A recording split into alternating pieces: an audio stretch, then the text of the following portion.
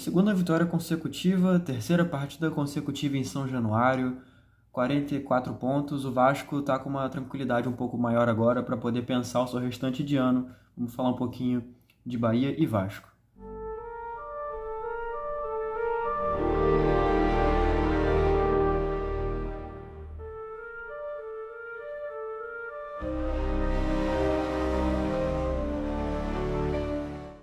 Fala galera, beleza? Aqui é o Eduardo, sou dono da Analisa Vasco e estou aqui para falar um pouquinho de Vasco 3, Bahia 2, confronto que foi disputado em São Januário pela 31ª rodada do Campeonato Brasileiro.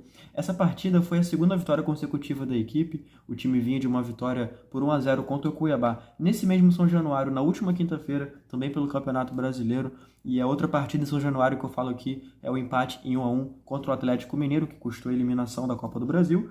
Mas enfim, resultado positivo, atuação muito boa, destaques a serem feitos aqui. Os gols do Vasco foram marcados por Emerson Rodrigues e Payet, que fez 2 gols.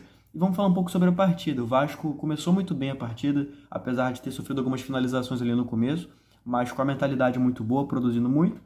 E aí não demorou muito para encontrar o seu gol. Mais ou menos ali aos 12 minutos, o Emerson Rodrigues teve a chance de fazer a sua finalização, conseguiu finalizar para o fundo da rede do Marcos Felipe e abriu o placar ali bem cedo no jogo para poder, digamos que, consolidar o que era um bom momento do Vasco, né? Poder justificar o volume de jogo. E aí, 5 minutos depois, o Vasco tem um pênalti a seu favor. E aí quem vai na bola é o Dimitri Payet, afinal o Pablo Verratti foi desfalque para essa partida, assim como o Hugo Moura. Então o cobrador oficial normalmente é o Verratti, mas sem o Verratti em campo, quem assume a responsa é o Payet, que bate o seu primeiro pênalti desde que ele se tornou jogador do Vasco em 2023, e ele converte a chance, faz 2-0 ali mais ou menos com 18, 19 minutos. E o Vasco continua produzindo, criando bastante, sofre algumas finalizações, mas não muito claras, cria algumas também não muito claras, e aí mais ou menos 15 minutos depois chega ao seu terceiro gol. E aí, cara, vale o destaque para o Payet, que fez uma grande partida, não só pelos gols, mas pela atuação como um todo.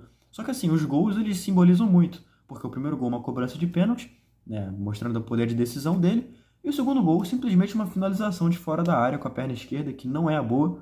Gol um pouco parecido com aquele que ele fez contra o Fortaleza no ano passado, para quem acompanhava o time na época, aquela luta contra o rebaixamento. Uma vitória de 1-0, também em São Januário. Ele faz lá aquele gol com a perna esquerda, meio que tirando do goleiro, né? Então um pouco parecido até, só que até de mais longe esse gol que ele fez hoje contra o Bahia. É de fato um gol muito bonito. E aí, mais ou menos com 35 minutos de jogo, o Vasco tinha aberto um 3-0, nada menos que isso. O Bahia começa a se mexer, faz 2 alterações, traz o Ademir e o Luciano Rodrigues, 2 atacantes, e muda um pouco a dinâmica ali do seu time.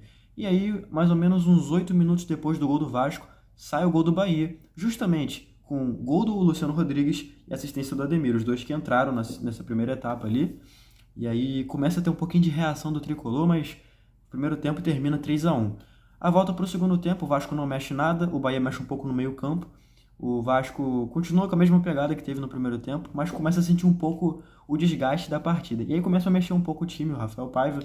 Então ele mexe principalmente no meio do campo, ele tira o Payet para a entrada do Sforza, ele tira o Matheus Carvalho já no final da partida para a entrada do Jair, e vai mexendo ali dentro do que ele tem à disposição e tentando alterar ali um pouco a formatação do time do Vasco.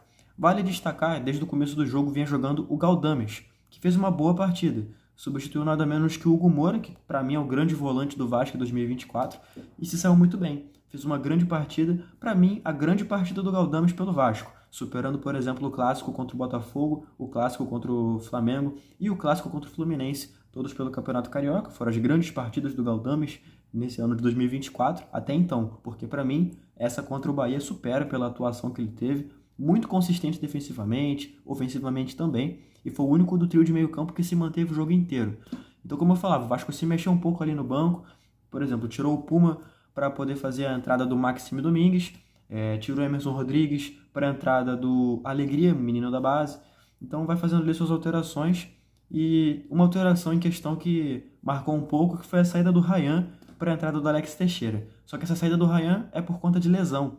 O Ryan já no mais ou menos ali 30 minutos do segundo tempo, ele sofre uma pancada na perna e precisa deixar o campo. Entra o Alex Teixeira, que faz uma partida constrangedora, na minha opinião.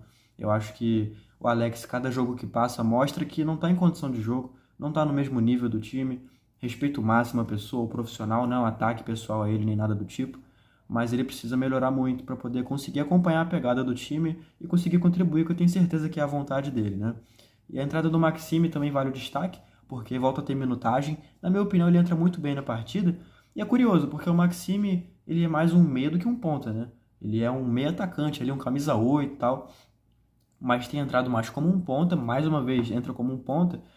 E, cara, vai ganhando minutos como ponta. Eu acho que vai acabar se tornando um ponta em definitivo, né, cara? Eu acho que dificilmente ele ganha essa vaga no meio, porque o Jair tá voltando, o Paulinho tá voltando, a gente já tem o Matheus Carvalho, tem o Hugo Moura, tem o Sforza, o Galdames volta a ser uma opção, daqui a um tempo pode voltar a ter o JP e tal. Então, assim, sem falar no Paê, no Coutinho também, né?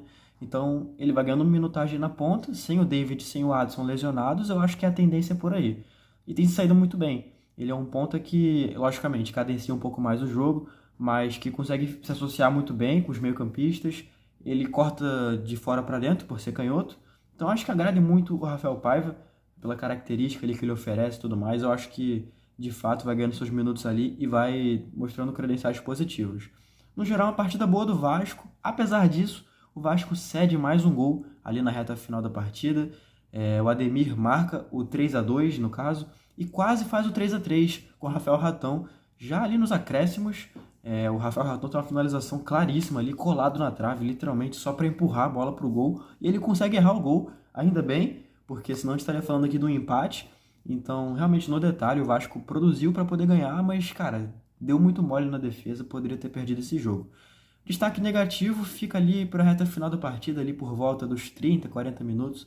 O Payet e o Léo Jardim discutem feio. O Léo Jardim chega a xingar o Payet. O Maxime se envolve também ali para tentar apartar a situação, mas não consegue. E já no final da partida, o Payet e o Léo se entendem, se cumprimentam, ficam numa boa ali, mas preocupa um pouco por entender o que foi esse desentendimento, né? E por que aconteceu, e enfim. É realmente preocupante. São dois das referências que o time tem. Então, tê-los brigando ali nunca vai ser considerado positivo, obviamente.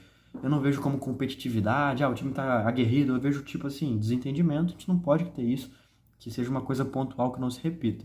E falam também sobre o Jair, que voltou a ter minutagem, voltou a jogar pelo Vasco, segunda partida consecutiva entrando já ali no final da partida, entrando ali já nos acréscimos, mas vai tendo seus minutinhos em campo ali, mostrando que de fato tá voltando a ter a boa forma.